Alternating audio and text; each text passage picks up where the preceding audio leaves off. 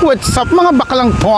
Nako, napa-video lang ako kasi lukan-luka ako dito sa NAIA Terminal 1. Ito siya, isa sa pinakapangit na airport sa mundo. Yung parking ng Terminal 1, sa pagkakaalam ko ay dito lang sa bandang arrival area. Ngayon, nagtanong ako, paano po ako makakapunta dun sa departure?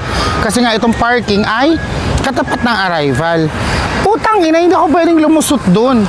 Kailangan kong lumabas dito sa tindi ng sikat ng araw dahil dito ako nagpark. Lalabas ako dito sa highway, palabas dyan sa guardhouse at maglalakad ako dito.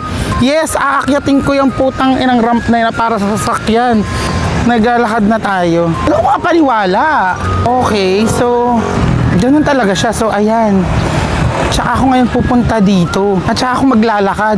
Ang layo niyan, Chong. Tangina, di ko gets. Laro. Welcome to the Philippines.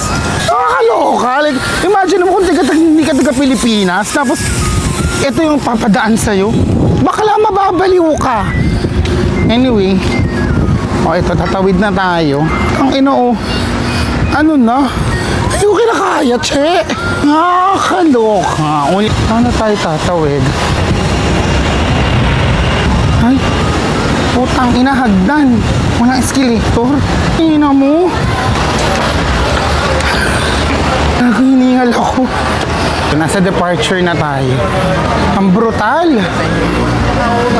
Putang ina ang lugar to. Gag. Hiningal ako, che.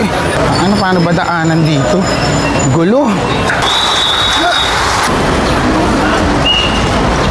Ang layo nun from baba. Wala talaga silang way na dito lang. Yung transportation system, kahit airport system na napakabulok. Diyos ko Lord.